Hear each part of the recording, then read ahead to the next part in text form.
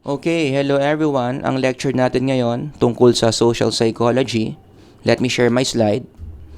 Pag-aaralan natin kung ano ba yung field of social psychology. I'm going to introduce to you kung ano ba yung social psychology. That's why this lecture is very appropriate for students na kukuha pa lang ng social psych para mas makilala nyo what this field is all about. I have the following goals for this lecture.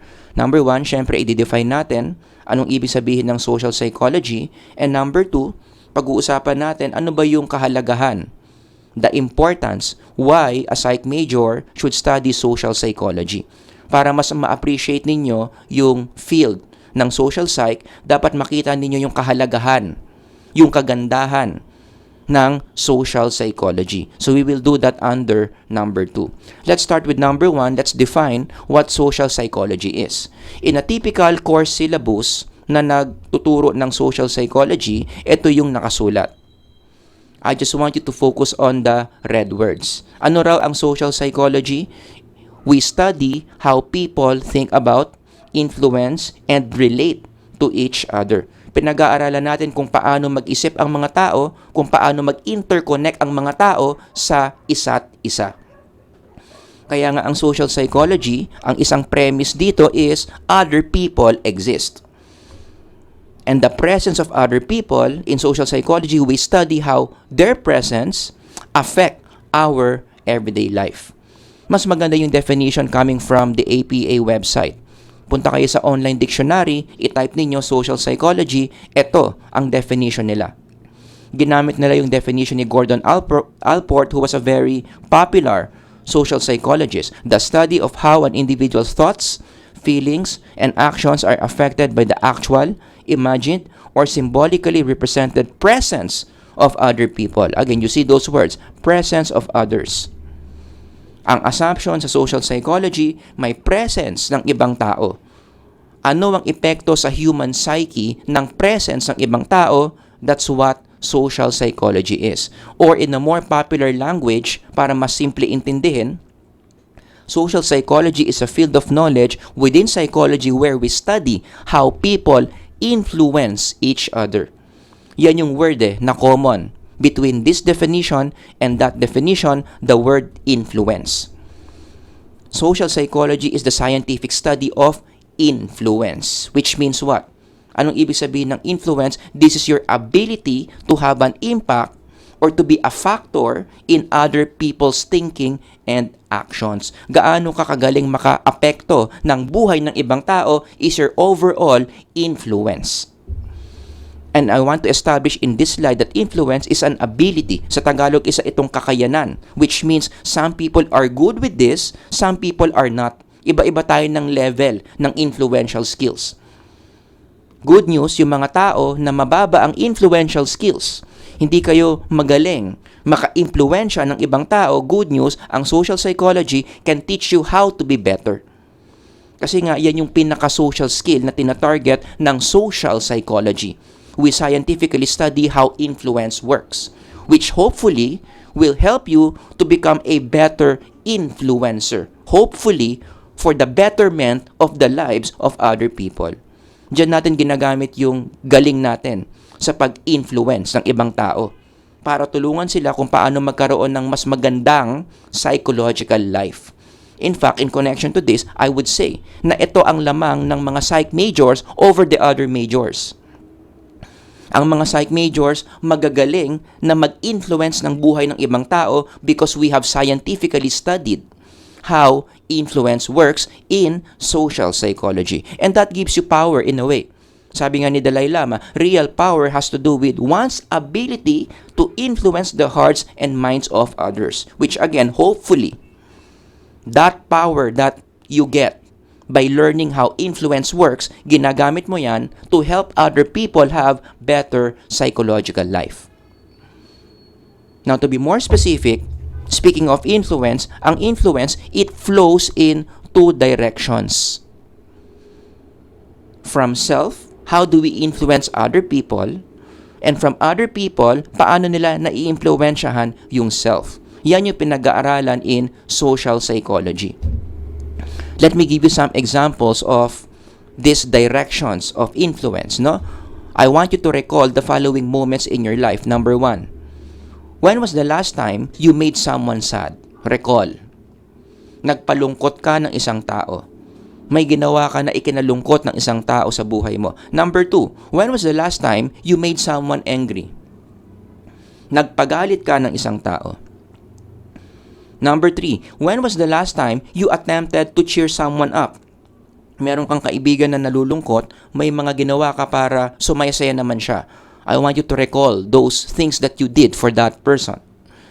Number 4, when was the last time that you were rejected by someone you know? Na-reject ka ng friend mo, na-reject ka ng parents mo, na-reject ka ng teacher mo, anyone in your life that rejected you. What did you feel? What did you do? In the first place, bakit ka kaya ni-reject? Number 5, when was the last time you bought something because someone convinced you to? Hindi mo naman talaga kinakailangan yon. Pero dahil sinabihan ka ng kaibigan mo na bilhin mo yon, binili mo nga. Or maybe you were influenced by watching a commercial. Ang ganda ng commercial.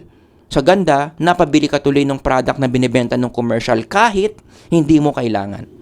Kailan huli nangyari sa iyo yun? Number 6, what's the most important lesson in life na natutunan mo from someone you had a relationship with? Let's say may relationship ka in the past that didn't work.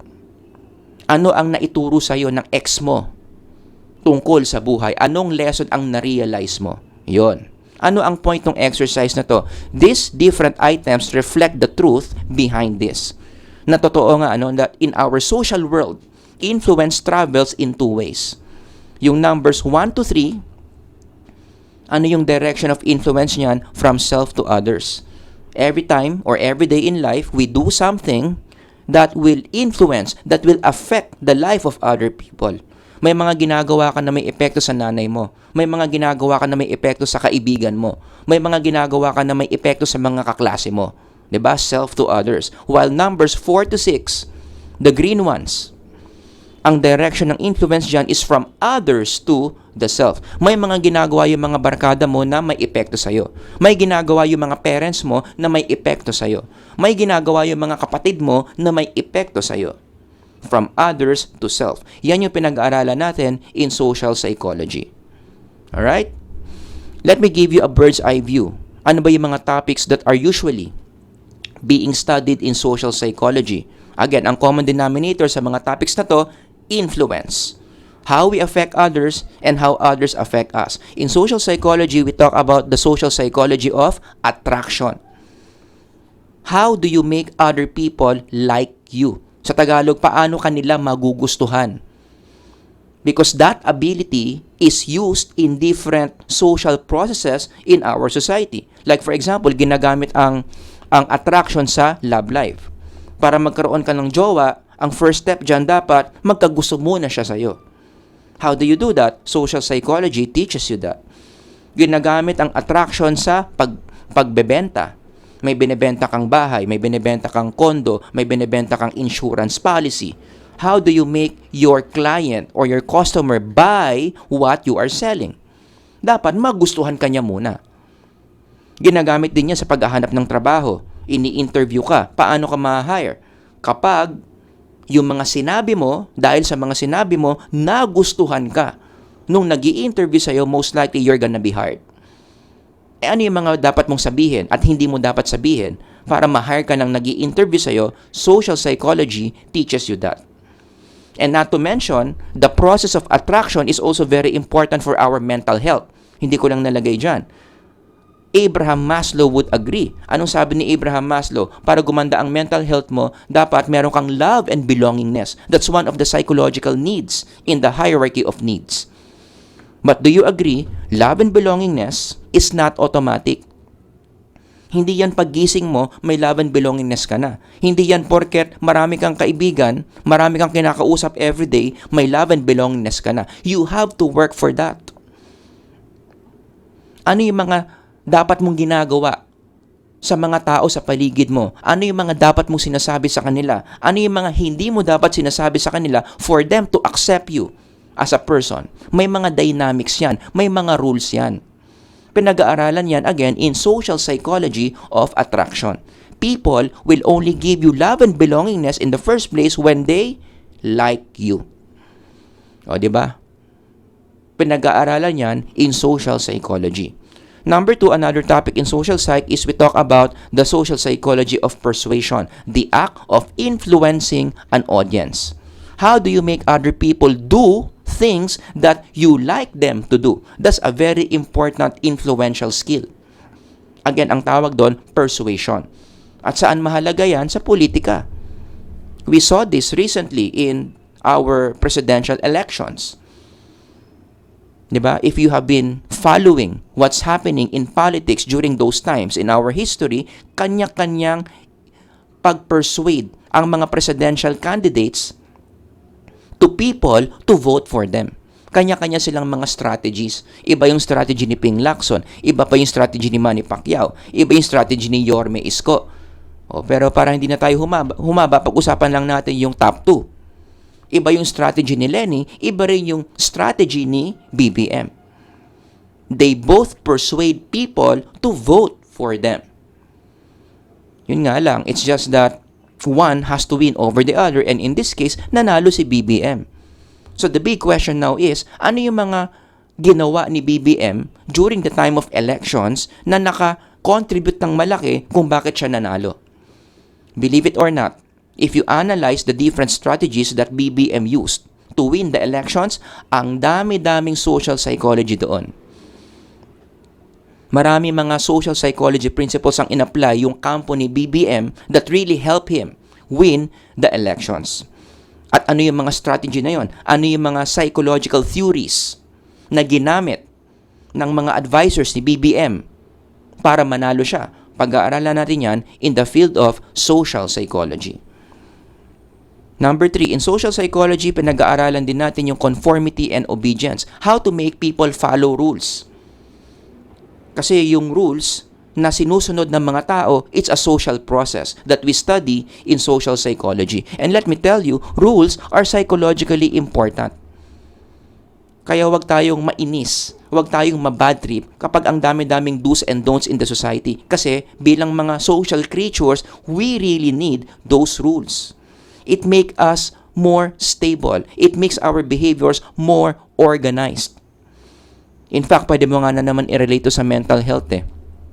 Again, Abraham Maslow, hierarchy of needs. Anong sinabi niya? Para gumanda ang mental health mo, dapat makakuha ka ng safety needs. Pero ang safety needs, hindi lang yan nakukuha galing sa bahay.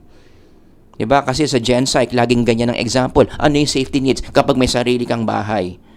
It's more than that. Safety needs can also be obtained when you follow rules.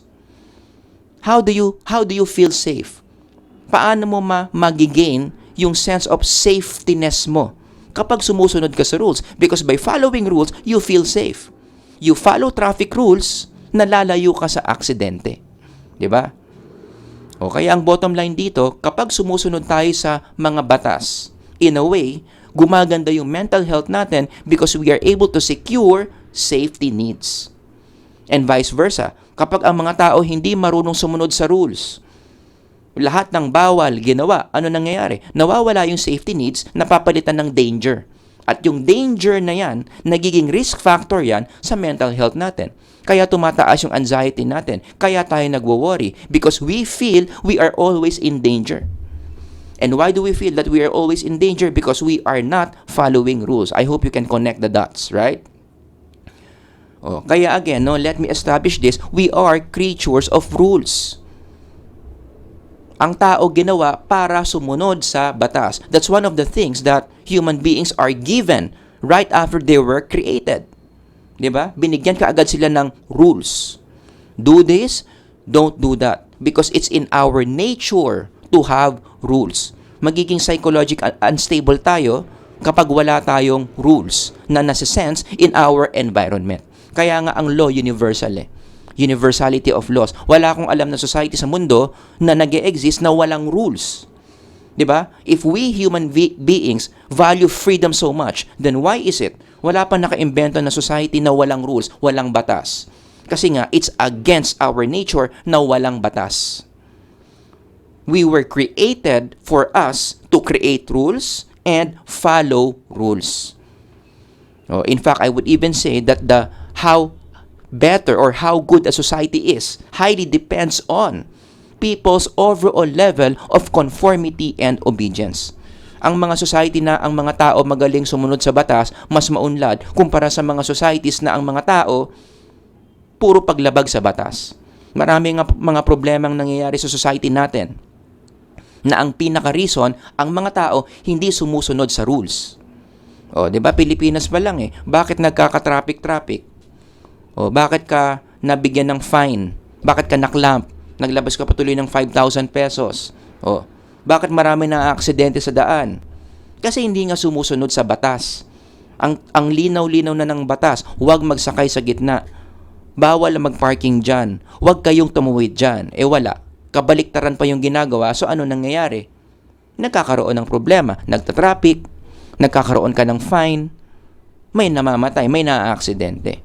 Tapos, ang malungkot pa sa Filipino culture, lalo pang i-reinforce yung disobedience. Sasabihin pa, madiskarte ang mga Pinoy.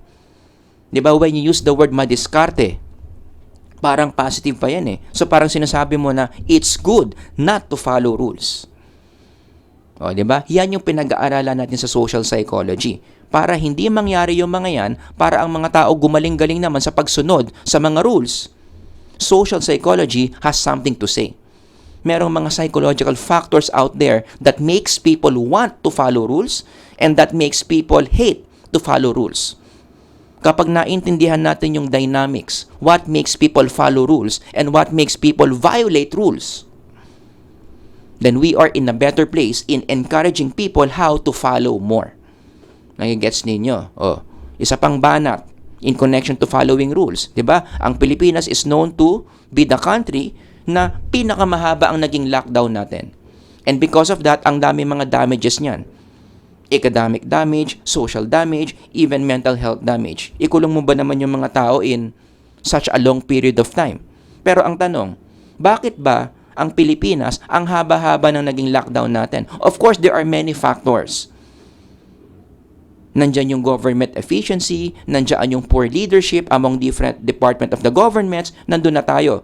Pero in connection to social psychology, bakit ang haba-haba ng lockdown natin? Because ang mga Pilipino in general, mababa ang ability in following rules. May mga tao talaga na sumisira sa rules, kaya nagre-resulta sa mga social problems na lalong lumalaki. Alam niyo na yan, yung naging issue dito sa slide, di ba? Merong isang tao na hindi sumunod sa rules, kumalat yung sakit, lalong tumindi yung problema natin during the pandemic. So how do you make people follow rules? What makes people not follow rules? Social psychology can answer that question. Pinag-aaralan din in social psych yung group influence. How do you strengthen a group? And this is a very important set of knowledge. Kasi sa buhay ng tao, halos lahat ng proseso na nangyayari in our social world or in the context of a group. Bihira lang yung mga task na mag-isa ka lang gumagawa. Karamihan talaga, you will be working with other people through the teams, through the organizations that you are in. So paano mo palalakasin yung isang grupo para maging efficient siya? For example, in the field of sports, team owner ka or team manager ka. Ano yung pwede mong gawin sa team mo, sa basketball team mo, para maging magaling sila, para dumami yung panalo nila? Such, for example, yung one of the best teams ever formed daw. Sabi ng mga sports historians, the Chicago Bulls. Yung batch nila Michael Jordan and Scottie Pippen, one of the best teams daw yan ever in the history of the league. Question, why are they the best team? Anong meron sa dynamics nila? Bakit naging unbeatable sila during their times? Ang sagot, social psychology. Marami mga social psychology principles ang ina-apply yung team na yan that made them really great. Ang daming championships ang napanulunan ng mga yan. All because they are applying social psychology principles on how group works. Pag-aaralan natin yan. From sports, mahalaga rin yan in the corporate world. Siyempre, maraming mga tao nagtatrabaho dyan. Bumubuhay yan sa mga tao. So kung ikaw yung owner ng mga organizations na yan, you would like your organization to be solid, to be strong. Kasi kapag nag-fall apart yung company mo, maraming mawawalan ng trabaho. Ikaw mismo mawawalan ka ng profit. So if you are an owner of a company and many people are working under you, this is one of the things that you want to ensure. Gusto mo, malakas yung grupo mo. And the good news is, social psychology have identified different ways via psychological research kung paano palakasin ang grupo. Pag-aaralan natin yan in the field of social psychology. Number 5, in social psych, pinag-aaralan din yung pro-social behaviors. How do you influence other people to help? The key word here is the word help, which is a very important social process in our society. The more people help each other, mas gumaganda yung condition ng society natin. But the more people become selfish, pag wala tayong pakialam sa isa't isa, hindi tayo tumutulong sa mga taong may pangangailangan, mas hindi gumaganda yung social conditions natin. Kaya nga in connection to this, ang isa pang advantage ng pro-social behaviors, when you help other people, it's good for your mental health. Pag-aaralan natin yung mga studies behind this. Okay, ang dami-dami mga pag-aaral that show that the more you help other people, mas gumaganda yung overall mental health mo. Kaya maganda yung volunteerism na gumagawa ka, tumutulong ka sa ibang tao nang walang kapalit.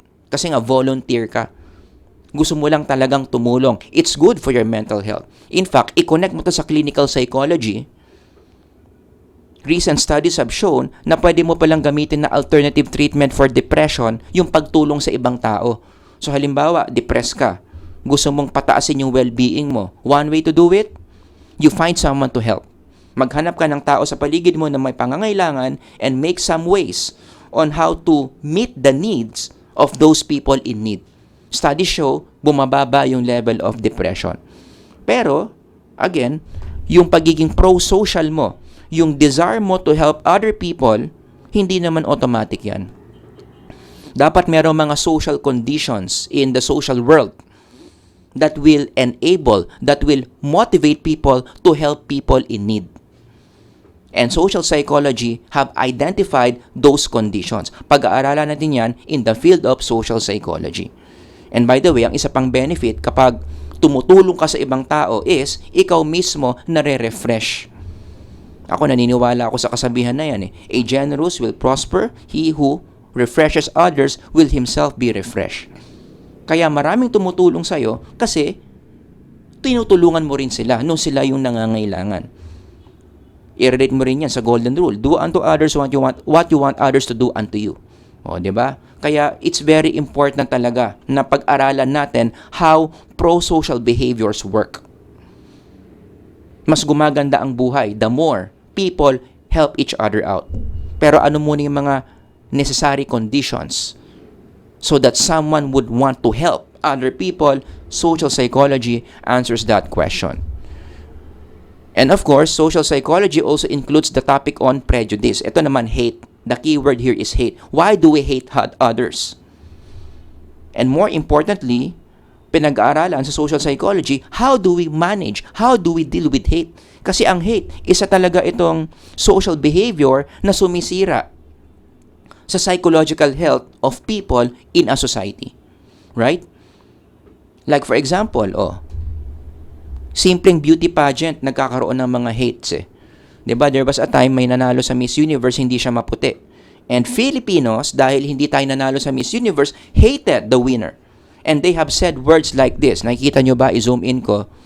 Pero kung hindi nyo pa rin nakikita, mga negative comments yan. Kung ano-ano ang sinabi ng mga Pilipino against the winner of Miss Universe simply because hindi siya maputi. Tayo pa naman mga Pilipino, may hilig sa mapuputi. Right? And this is not good. Yung ganyang attitude, nasisiraan mo yung isang tao simply because hindi ka nanalo sa isang beauty pageant, it's not a good thing. Lalong-lalo na, if you go back in history, hate can result to murder. Alam nyo na yan. What happened to the Jews? Alam nyo na yan. Anong ginawa ng partido ni Hitler against these people simply because they hated this group of people. They believe that these people have to be eliminated. Nagigets ninyo? Kaya nga ang hate dapat talaga dyan minamanage. We have to understand where it comes from para mas maging better equipped tayo in handling the hate that we feel towards other people. In the international level, kaya nagkakaroon ng mga gera because of hate. Yan ang root cause niyan. Russia hates Ukraine. Ukraine hates Russia. Hamas hates Israel. Israel hates Hamas. Ano nangyayari? Magugulo. Saan ba nanggagaling yung gulo o yung hate? Paano natin i-manage dapat yung hate? We talk about that in social psychology. Di ba? Now, subtopic on hate. Now we understand hate. Kapag naintindihan na natin yung hate, where does it come from? How do you deal with hate? Ano ang sagot ng social psychology dyan? Forgiveness. And believe it or not, mukhang clinical psychology yung topic ng forgiveness, but social psychology has something to say about forgiveness. Yan yung best way on how to manage the hate that we feel. And by the way, forgiveness is good for mental health. Kaya nga dito magi-intersect yung social psychology and clinical psychology. Because forgiveness, it's a social process. Diba? Most likely, kaya ka nagfo-forgive kasi may naka-offend sa'yo. So when you try to forgive, when you try to let go the things the other person did to you, forgiveness yan. Pinag-aaralan yan in social psychology. How do you forgive others? How do you motivate yourself to forgive others para bumaba yung level of hate? Pinag-aaralan yan in social psych. Okay? So yun yung mga general topics na pinag-aaralan typically in a subject called social psychology. It's all about influence. How we influence others, how other people influence us. Number 2, as we close the lecture, let's talk about the importance of social psychology to a psych major. Bakit ba natin dapat pag-aralan ng social psych bilang isang psych major? So what? So what if we know how self-influence others and how others influence us?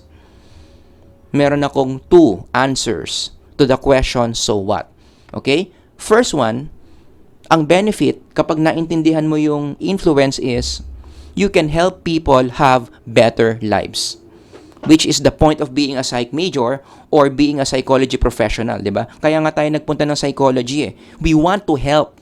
We want to enrich. We want to nurture people's lives for the better.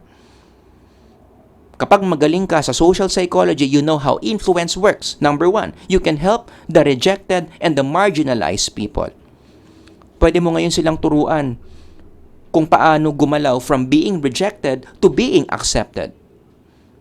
Kasi pinag-aaralan yan in social psych. Number 2, you can help someone find intimacy. Lagi siyang nare-reject, lagi siyang broken-hearted, lagi na lang siyang niloloko. Baka naman kasi meron siyang mga social skills na hindi siya magaling doon. Pero dahil nag-aral ka ng social psych, you can help this person improve those social skills para maging successful siya in finding intimacy with another person. Number 3, kapag naintindihan mo how influence works, ano nangyayari? Nagkakaroon ka ng better family. Like for example, matuturuan mo yung parent at yung child on how to relate with each other better para hindi sila away ng away, para hindi sila lagi nagsasagutan. Paano dapat makipag-usap ang magulang sa anak? Paano dapat mag-usap ang anak papuntang magulang? Pinag-aaralan yan in social psych. And the more people learn that, mas nagiging better yung family dynamics. Number 4, you can help a struggling corporation or a struggling team. Merong isang korporasyon, pabagsak na. Bakit? Ang pangit ng social dynamics. Marunong ka mag-social psychology. You can enter the corporation and make some changes that will improve the social dynamics. Paano yung hindi sila lagi nag-aaway? Paano yung magandang klase ng leadership? Para hindi naiinis yung mga members doon sa leader. Social psychology can teach you that. And of course, in the macro level, number 5, how do you prevent wars? Again, karamihan ng mga wars na nangyayari in our history is all because of hate. But if you can teach world leaders on how to manage hate better, mas mababawasan yung mga gera na nararanasan natin. Di ba? Yan yung number 1. Pag natuto ka ng social psychology, you will help improve the lives of other people by teaching them skills in connection to numbers 1 to 5. Okay? Number 2, so what? Number 2, ito para sa ito. Kapag natuto ka ng social psychology, I would say, mas magiging maganda yung relationship mo with other people. Why? In connection to number 1, because you help them improve their lives. And one of the laws in life is, when you help others, babalik at babalik din sa yan. Other people will also help you. Again, I believe in what Solomon said. Diba? He who refreshes others will himself be refreshed. Pagandahin mo yung buhay ng ibang tao by teaching them social psychology, ang balik niyan sa'yo is, at some point, those people you help will also help you have better life. They will return the favor at some point. Guess ninyo, kaya may return of investment yung pag-aaral ng social psychology.